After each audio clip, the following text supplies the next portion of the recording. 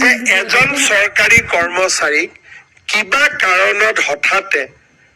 অকণমান নিজৰ দৰমহাটো 10 দিন আগত লাগে সে মোৰ দৰমহাটো 1 তাৰিখে হ'ব কিন্তু 25 তাৰিখে মোৰ দেউতাৰ বেমাৰ হ'ল বা 25 তাৰিখে মোৰ ল'ৰাটোক সাডেনলি তেওঁ কলেজত এডমিশন পাইছে তেওঁৰ ফিজটো আমি জমা দিব লাগে 1 তাৰিখে দৰমহা পামেই কিন্তু মোক 7 দিন 10 দিন আগত দৰমহাটো লাগে ৰাজস্থানত এটা নতুন তেওঁলোকে ব্যৱস্থা কৰিছে যে খুব কম ৰেট অফ ইন্টাৰেষ্টত এনেকুৱা আজিকালি বেংক থাকে যে লগে লগে দৰমহাটো এডভান্স দি দিয়ে তাৰ পিছত দৰমহাটো আপুনি 1000 কৰি ঘূৰাই দিব পাৰিব বা একেলগেও ঘূৰাই দিব পাৰিব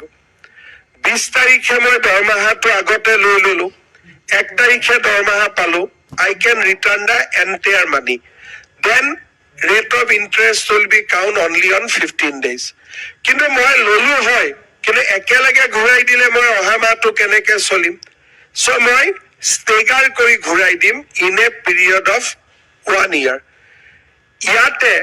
বেংকে যি লোন চাৰ্জ কৰে সেইটো লোন নহয় চৰকাৰৰ লগত আমি নেগোশিয়েট কৰিম খুব কম ৰেট অফ ইন্টাৰেস্ট হ'ব মেবি 1% যে আমি 15 দিনৰ কাৰণে ধাৰ লৈছো তো rate of interest will be just 1% কিন্তু এবছৰলৈকে টকাটো লাহে লাহে ঘূৰাই দিম তেতিয়া হয়তো ৰেট অফ ইন্টাৰেস্টটো অলপ বেছি হ'ব মই ফাইনেন্স ডিপাৰ্টমেন্টক অনুৰোধ কৰিম যে এটা ট্ৰান্সপাৰেন্ট বিড প্ৰসেছৰ জৰিয়তে আমি এই সুবিধাটো চৰকাৰী কৰ্মচাৰীসকলক দিব লাগে কাৰণ মই দেখিছো আৰু আমি নিজেও এইবিলাক এক্সপেৰিয়েন্স কৰিছো আমাৰ দেউতাহঁতে চৰকাৰত কাম কৰিছিলে 1 তাৰিখে দৰমহা আহিব কিন্তু টকাটো 20 তাৰিখে লাগে দাদা হোষ্টেলত দিবৰ কাৰণে কাৰোবাৰ ওচৰত হাত পাতিব লাগে এই যে হাত পাতিলে মানুহৰ মাজত অব্লিগেশনৰ সৃষ্টি হয় তো তোমাক মই বিপদৰ সময়ত টকাটো ধাৰ দিছিলো সো তুমি এই কামটো মোৰ কৰি দিয়া লিগেল হক ইলিগেল হক আৰু যেতিয়া মানুহৰ মনত অব্লিগেশন থাকে তেতিয়া হলে মানুহৰ এইটো সহজাত প্ৰবৃত্তি মানুহজনে যাতে যেতিয়া এই মানসিকভাৱে হেঁচা দিয়ে তেতিয়া কিবা নহয় কিবা আমি ৰাস্তা উলিয়াব চেষ্টা কৰো যে মানুহজনক আমি কেনেকে সহায় কৰিব পাৰো আৰু তেনেকুৱা সৰু সৰু অব্লিগেশন আমি মানাৰ কাৰণে কেতিয়াবা চাকৰি জীৱনত আমাৰ বহুত অসুবিধাও আহি পৰে সেইকাৰণে মই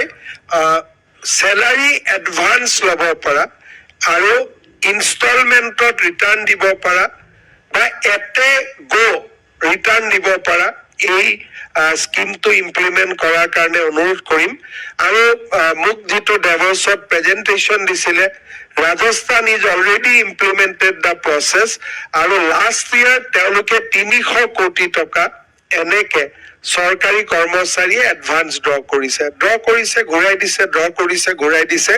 the transaction was up to 300 crore আমাৰ কৰ্মচাৰী কম আছে আমাৰ ইমান নহব but at least বিপদৰ সময়ত this will be an instrument য'ত নেকি চৰকাৰী কৰ্মচাৰীয়ে ইয়াক ব্যৱহাৰ কৰিব পাৰিব